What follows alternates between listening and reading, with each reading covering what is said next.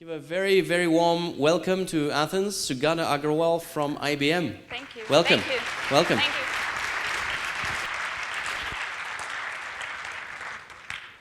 So, hi everybody, lovely audience, and a great organization. Thank you everyone for having me here. It's a great pleasure.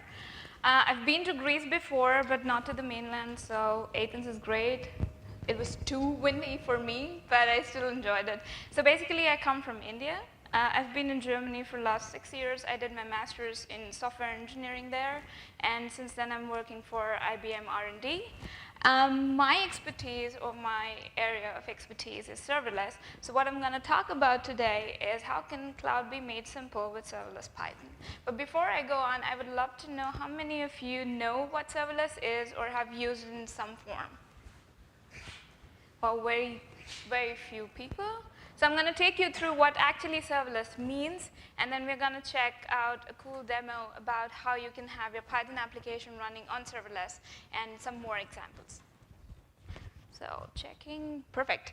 So how do I run my code on the cloud today? So it's pretty common now that whether you're developing a front-end application or a back-end application, something with data analytics or whatever, you would like to deploy it on cloud. You don't want to maintain the infrastructure on your own. So how do you do it today?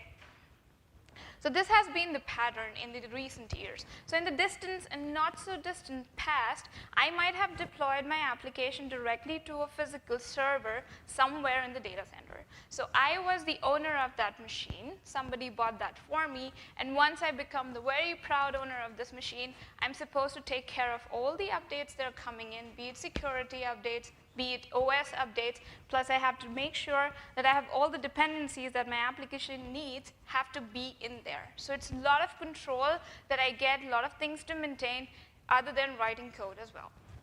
Then came virtual machine, which are exactly the real isolated and very efficient replica of an actual machine. The only difference is somebody else owns that machine. So I don't have to become the owner of that physical entity, but still I have to take care of maintaining the OS updates and application dependencies.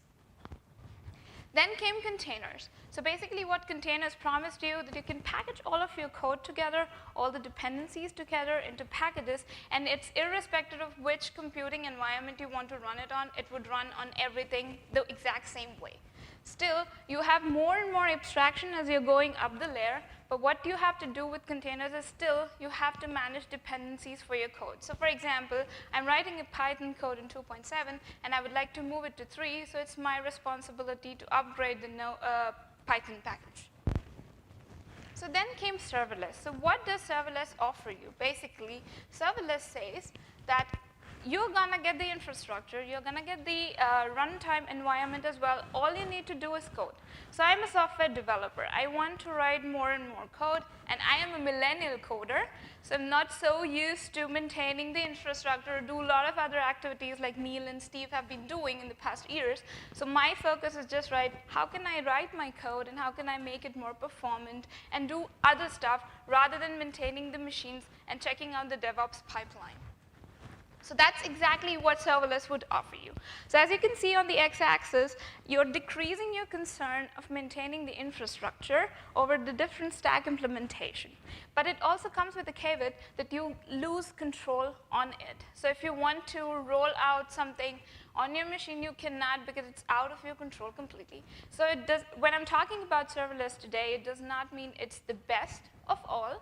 Or if I say containers are the best of all, that's not true. You really need to understand your use case. You have to understand where does it fit properly. For many of the use cases, containers might not be the right idea. For example, I've been talking to folks around here when they want to have more and more control. The best idea for them is probably being in the bare metal area. But there are many, many other examples which you can seamlessly run with serverless. And we're going to focus more on them today. So basically, like I said, we are losing control, but you're losing more concern as well. So if you have on-prem, you have to take care of anything from top to bottom, from writing your code to maintaining the hardware. When you go to IaaS, infrastructure as a service, platform as a service, the abstraction increases. And when you land onto FAS, which is functions as a service, serverless, you as a user, developer being the end user in here, has to do the least management, and that is just write your code. So how have we been writing applications in the past? So most of the applications were monolithic. The huge block which contained all of your application code was one single unit. It was nice, but the problem with that was if you want to change one single line of code, you have to do the whole application deployment again. Probably not suited for certain applications. Example, I have a shopping website. I want to have certain applications in there. I want to allow the user to search through the options, to have billing, to have delivery options, and they necessarily don't have to be all together. So what do? I try to decouple them. I try to bake them into various microservices. So each microservice here now becomes a functional component. They are stateless. They talk to each other via REST APIs for whatever communication they need to do. The best part of it, you can scale them independent of each other. So for Christmas Eve, I would love to have more of my front-end application running and certain part of my back-end application running. I can do it really easily rather than scaling the whole monolithic application at one time. This is good. Now further breaking it, if you go with functions as a service, so you decouple it more, you say, I'm going to break my microservice into a smaller chunk, which does exactly this task and nothing. And it means they don't want to communicate with each other. They can run in parallel. And the same thing comes again. You don't need to maintain the servers. You don't need to maintain the VMs. You don't need to maintain the containers. Plus, they can scale in and out as the demands come in. So what do serverless actually promise to you as a developer? No service, like I say. You can read my t-shirt if you can. I know that serverless has servers. It's just that you don't have to care about them. You don't have to babysit them. You don't have to take care how big your machine has to be to take certain load and make sure that you have to scale it every time. You just focus on coding. It's scalable, like I said. So if you have, for a very particular time period, which you know that you're going to have more and more data coming in or more and more workload coming in, you don't have to sit at your computer and make sure you're scaling it up and scaling it down when it goes down. Because if you're starting a startup, and like a Plum presentation already mentioned, that the first thing that makes you poor is how much infrastructure you're building. So you don't have to care about this if you're using serverless.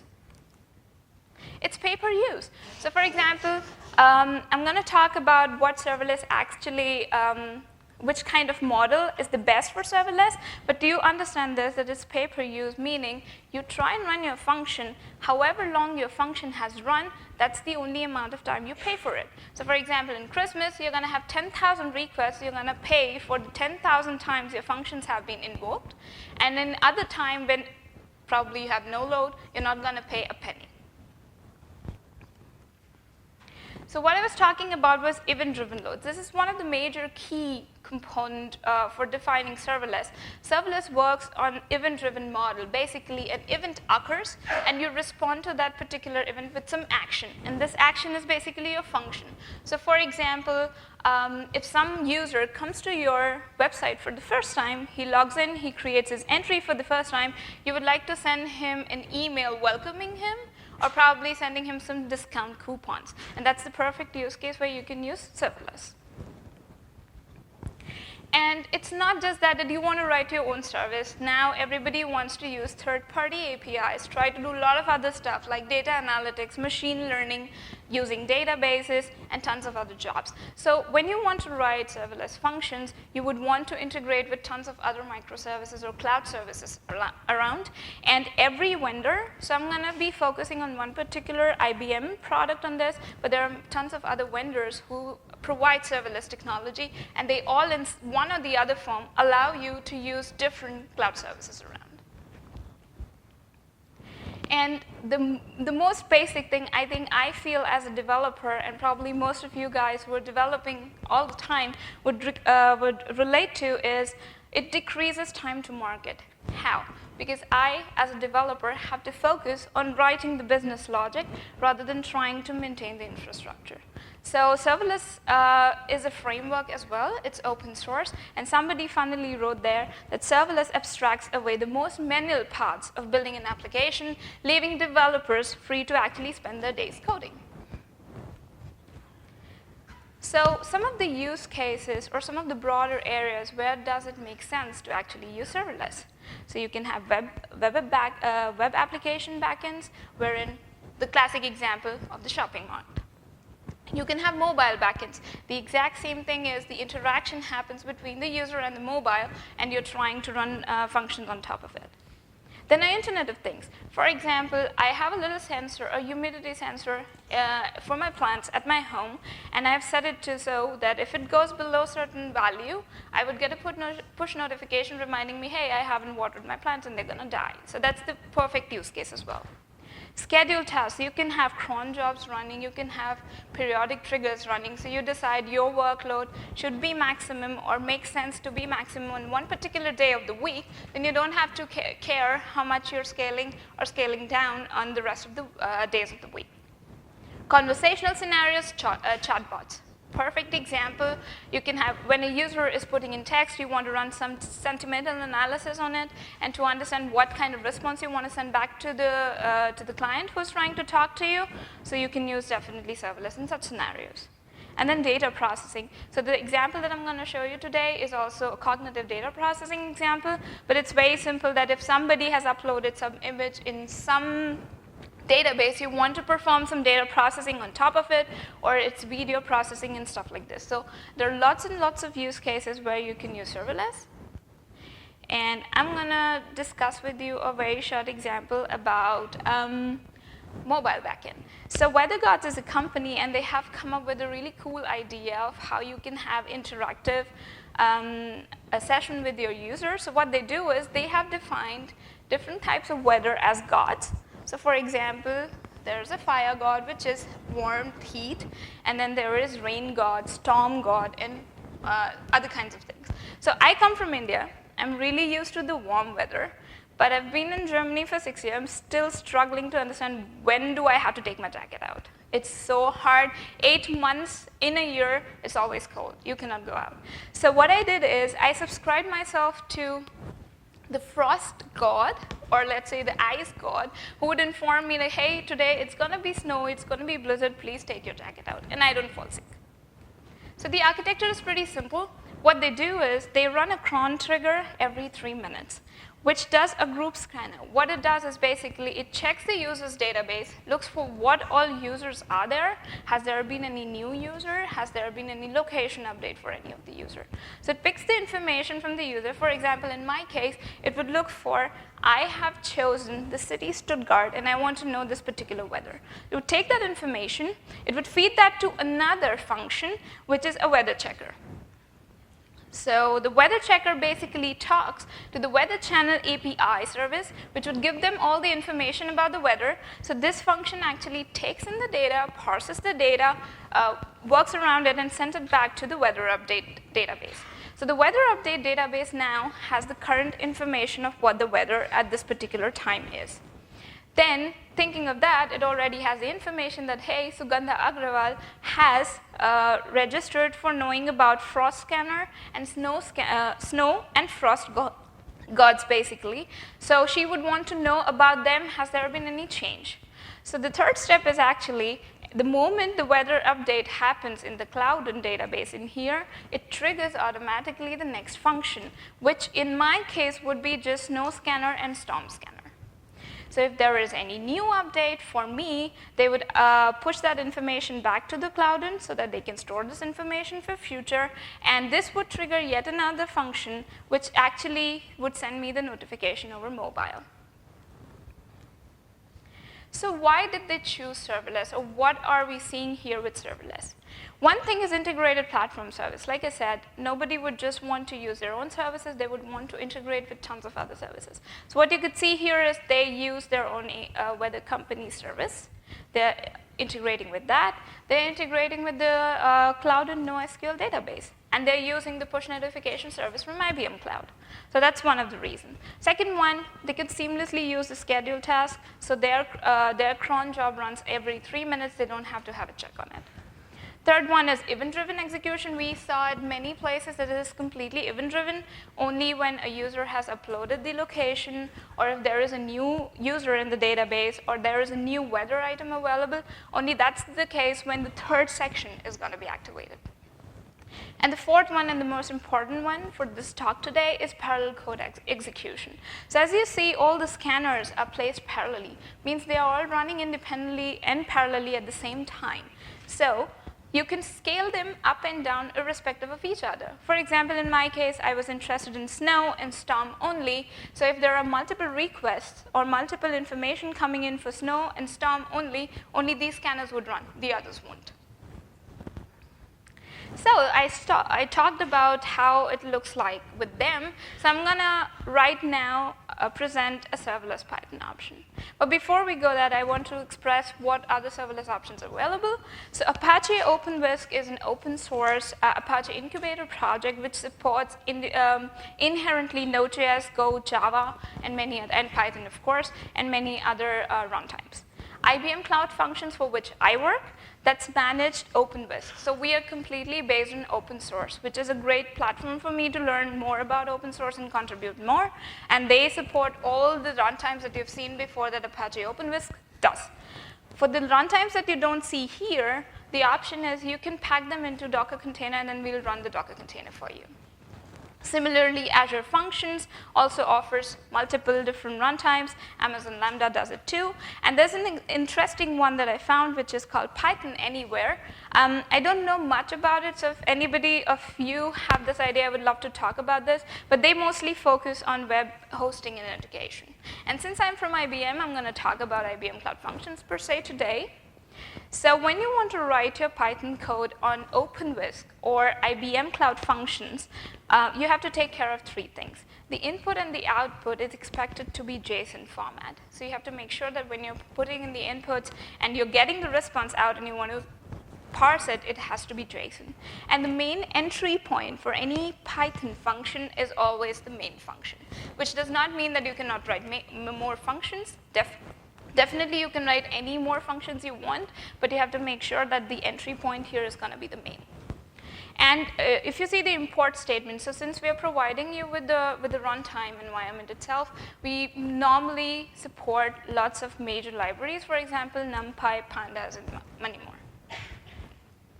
So my demo is, so we've been talking about cats and dogs. I've seen it in so many examples before. So I'm a dog person. I don't have a dog, but I am still a dog person, I say. So what I'm going to do is I'm going to put an image of a dog, and then we are going to run Watson API service on it for visual recognition, pretty similar to what Lauren showed before. And then it's going to work on the classifiers and going to find out tags for us, what it thinks this animal could be. So the architecture is pretty simple. I'm going to upload an image with the image URL parameter in Cloudant. This would automatically trigger a read change function, which basically reads from the Cloudant, gets this image URL parameter, and passes it to the next function, which is get classifiers, which basically talks to the visual recognition service of Watson, would get the triggers, would get the tags out for me, and then display it back to me. So let's get to the demo.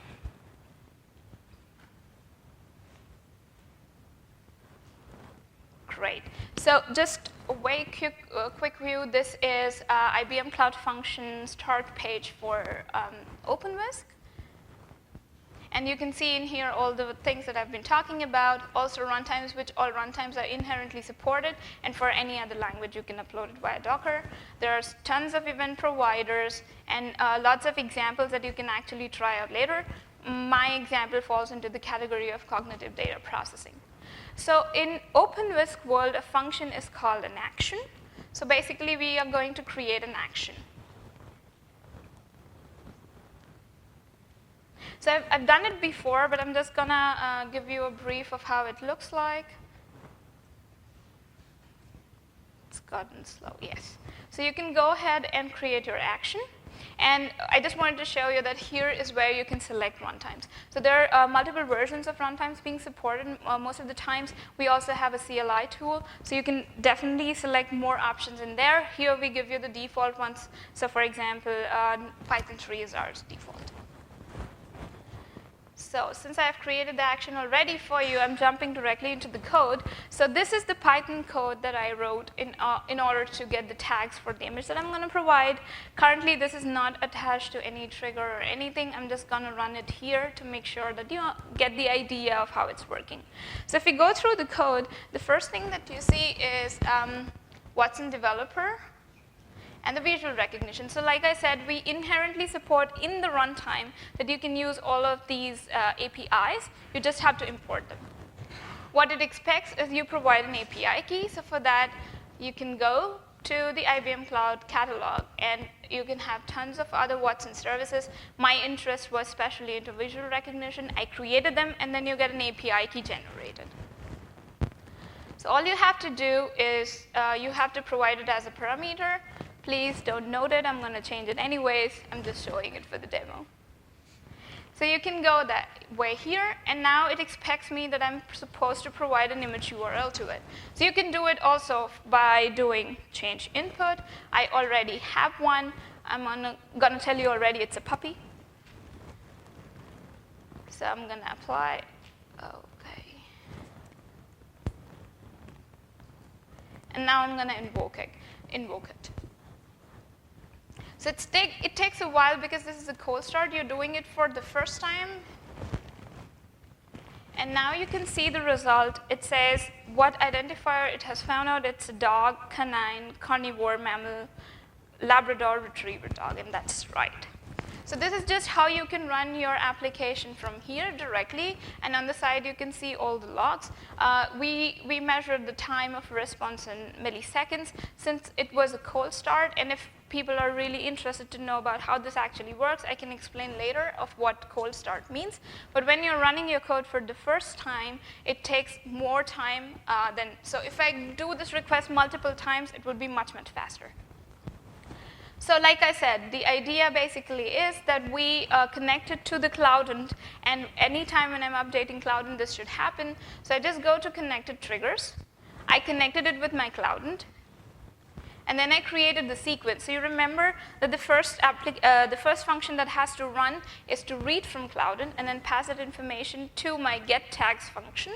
And then this would call the visual recognition service and give me the result. So I'm going to go to my Cloudant database. I'm going to create a new document. I'm going to provide it a new image URL.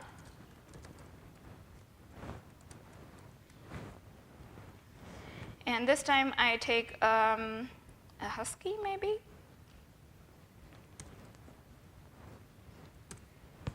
And I'm going to create the document.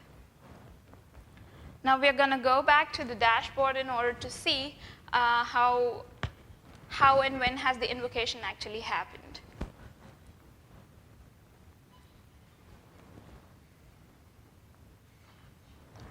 I'm going to wait for a while. And here we should see that so my sequence actually ran in here. It recognized my image, and it gives me the information. It's an Eskimo dog, it's a domestic animal, and it's a Siberian Husky. So these were the steps that actually happened when I updated my information into Cloudant.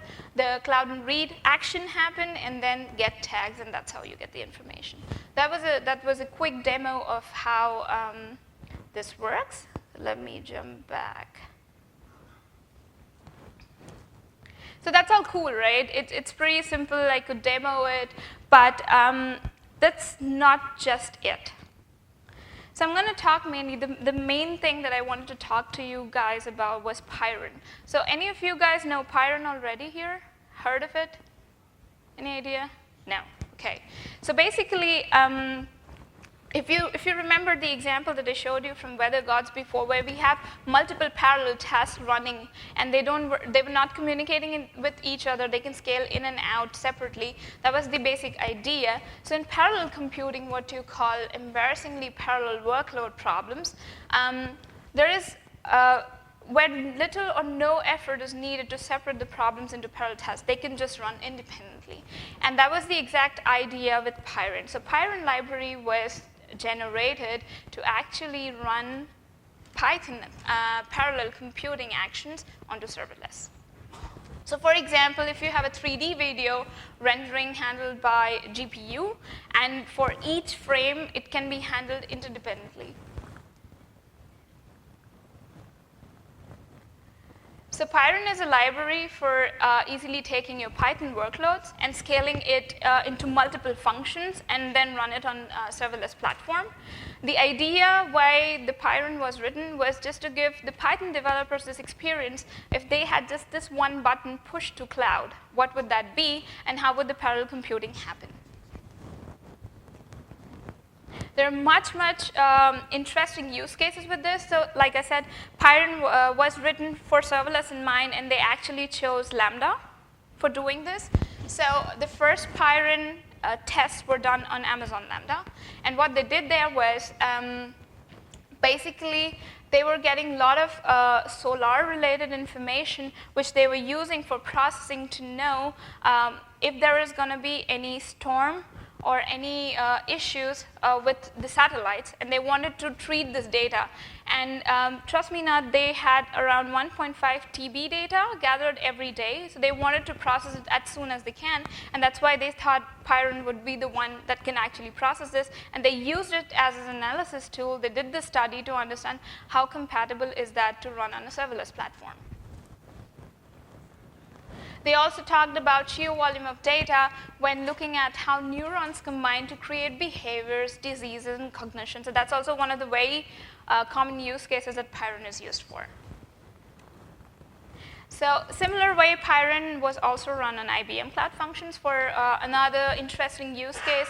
They basically run the Monte Carlo method for sampling large data to make predictions about stock market. And they kept feeding the data again and again and again to get a probabilistic outcome. So these are the papers, these are the blogs that are available. If you are really interested, you can have a look at them. I'm going to share the slides later so that you can have an idea of what exactly was being done. So that's all from me. The demo that I showed is already available on GitHub. I'm available with the name Sue from India on Twitter. So if you have any questions, doubts, if you want to try serverless, please hit me up. And yeah, I want to thank you guys again. Thank you for having me. Thank you. Let's go for a few questions. We have a little bit of time, and then we'll do our Twitter draw. So thank you very much for that talk. Let's see what questions we have from the crowd. Wow, there's a lot of one. There we are. Okay. Okay. Pick one at random. Does Linux 1 implements the serverless features? I'm not aware of it. Sorry. Which are the most significant blocking points on migrating a high availability monolithic application to a serverless application? So I think the first thing, I wouldn't suggest that you move your whole monolithic application directly to serverless. That would not solve the purpose. You have to first understand if it's even breakable into microservices. And after that, you need to understand. So there are many use cases wherein you can actually not convert every microservice into a function. You can pick one part of it and leave the rest to be a microservice. And I just remembered a very good use case would have been for this question and answer session today. This could have been easily moved to serverless. So, what about dependencies on serverless? Are there pre-installed pips, for example? Yes, there are. And for the rest that you want to have, you can actually zip them up and upload them also as an action. Or if you want, you can also have your virtual environment packaged into a zip and uploaded. What about security on server? Oh, did I miss it? Yeah. Yes, there are concerns. So, we as a provider would definitely make sure that the data that you have wouldn't be shared between each another. But you as a developer, if you're trying to develop functions, it's also something that you take away that you have to make sure that you can make your application as secure as possible. But from our end, yes, we make sure that it's secured. We're also GDPR compliant, SOC, and I think that's all the possible cloud vendors doing today. What about network problems, latency, failures, and multiple HTTP calls on the serverless server? So basically, if you're doing multiple calls, that's good. We do have certain network problems or latencies, not so much as compared to, how would I compare? So basically what I was talking about was the cold and cold containers. So there are 3 different types. So when you submit your action for the first time, we actually package your action into a container and we run the container. So since we do not have any prior information about your action or what runtime you're using, that's the first kind of injection. So that's when you're going to get your results a bit late. But if you're trying to invoke the same function again, and we have limits set for it, so we already know which particular environment, runtime environment are you using. So we pre-inject it into the container, keep the container ready for you, and the moment your code comes in, we just have to inject the code. So that's a pre-warmed container. This is much faster than cold containers. And when you have warmed containers, basically, if you're trying to run the exact same action again and again, like I said, it's already there. So it's much faster. So the latency happens most of the times only if you're running your action for the first time. I think I've gotten all the questions. I don't see any other ones anymore. Any more questions? Anybody? Well, thank you very much. Thank you. Thank you.